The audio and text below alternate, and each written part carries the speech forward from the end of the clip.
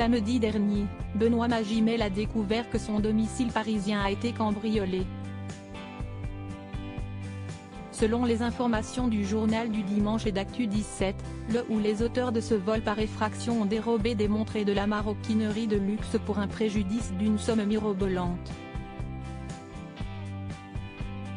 D'après les informations du journal du dimanche et d'Actu 17, Benoît Magimel a récemment été victime d'un cambriolage à son domicile parisien, dans le 16e arrondissement, avec un préjudice estimé à 150 000 €. Le ou les auteurs de ce vol sont parvenus à déjouer la surveillance vidéo, précisent nos confrères, en ajoutant que les investigations ont été confiées à la Brigade de répression du banditisme, BRB. Les individus recherchés seraient passés par le jardin de la maison de l'acteur, avant d'utiliser une table pour accéder à une fenêtre située au premier étage. Ils se seraient ensuite emparés de plusieurs objets de valeur, dont des sacs de grande marque ainsi qu'une collection de montres de luxe. Ils auraient également essayé d'accéder au coffre-fort du comédien, sans toutefois y parvenir. Enfin, on apprend également que ce cambriolage aurait eu lieu entre le 9 et 17 juin. Siesti samedi dernier que le papa de Anna, né de sa précédente relation avec Juliette Binoche, s'est aperçu des faits.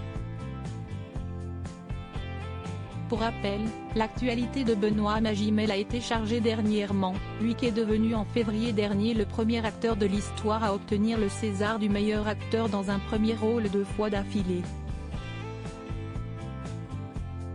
Siesti totalement irréel. Siesti encore mieux la 3e fois, il avait obtenu le César du meilleur acteur dans un second rôle en 2016 pour La tête haute d'Emmanuel Berco, note de la rédaction. Merci à mes compatriotes polynésiens qui m'ont accompagné, qui m'ont donné la réplique, qui m'ont nourri. Franchement Siesti beau, ça fait vraiment du bien. Je ne pensais pas avoir autant de liberté comme acteur sur ce film, que ça pouvait être possible. Ce soir est un moment assez fou. Je suis très touché, avait-il déclaré après avoir reçu son 2e trophée, pour Pacifiction, tournant sur les îles d'Albert Serra. L'année dernière, Siesti pour son rôle dans De son vivant d'Emmanuel Berco, encore, qu'il avait été sacré.